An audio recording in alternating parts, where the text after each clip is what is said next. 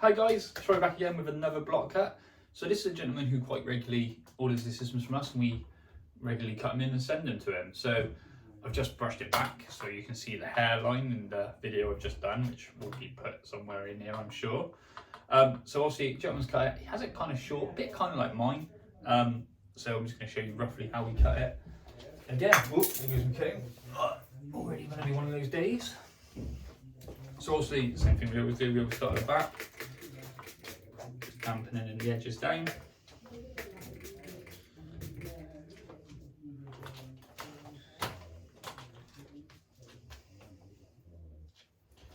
And all I'm going to do, take a small fine section,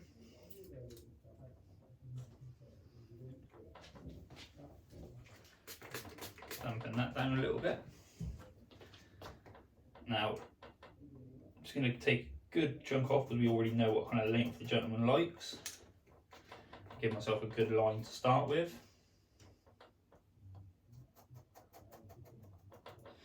So the reason it's important to razor it and feather it and do lots of thin little layers to give it more texture, it just helps the blend. I mean, too many times I see people that just have it cut with scissors, or they have it cut really high and tight with clippers, which, you know, look great in the short term, but it's not a long-term fix, because what will happen is you'll just end up with a big sharp line all the way around. And there's a lot of pop-up hair replacement going on, which is just people doing it in general barbers, who I'm very sure the barbers are fantastic at what they do. Unfortunately, cutting a hair system and cutting someone's natural hair is two massively different things. So we see a lot of issues of people going to these pop-up places and having these systems done and then coming to us and going, why have I got this big line? Why can't I get it to look as good as it did the first time I had it done? And it's because they've cut the system so short on the edge that there's no way of reblending it once the hair starts to grow, because no haircut, no matter how good any hairdresser or barber is millimetre the same every time. So it's just something to be wary of. It's sometimes better to have that little bit of length in it.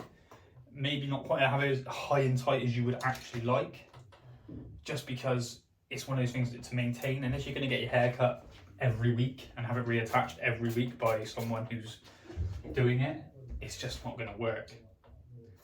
So all I'm doing now is I'm just taking every single little layer down and just feathering it off so that the hairline goes a bit more feathered through. Now I'm going to carry on doing that all the way around, and then when we get to the top I'll come back and show you some more. Right then, so as I told you I was going to do around the edges, which I have all the way around.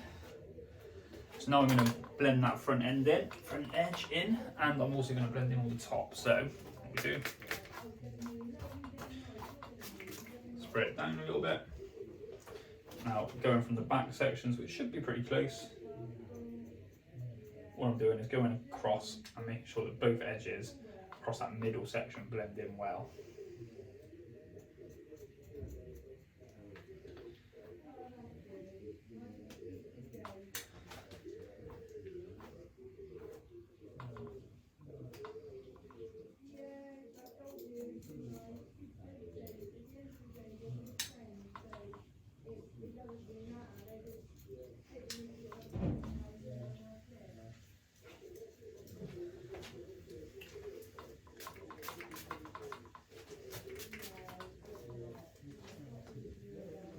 I'm going to do one more section,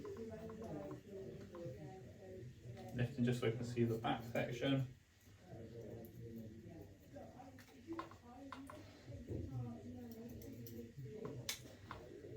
Just chipping into it to give it a bit more texture. So I'm going to continue that all the way into the front edge. And when we get to that front edge, I'm going to just take a good chunk off to start with, because I know he needs it a lot shorter than what it comes as. Blending it into that corner. So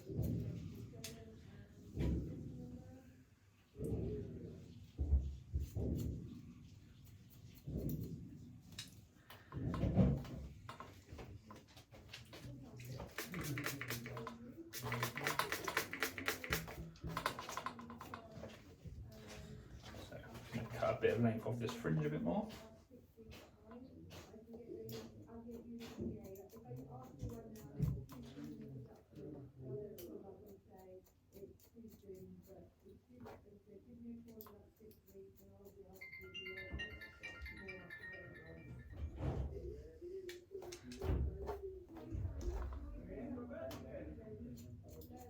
So what I'm going to do now, I'm going to finish off and I'll show you the finished product. Right then, so that is the finished cut. Now what I'm going to do is quickly just damp it down a little bit, dry it off a little bit so that when we send it, it's nice and dry so it doesn't cause any issues. As you can see.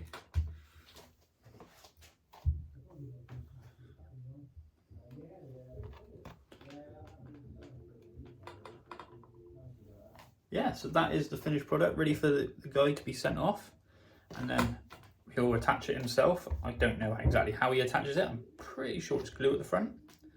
But yeah, that's another one done.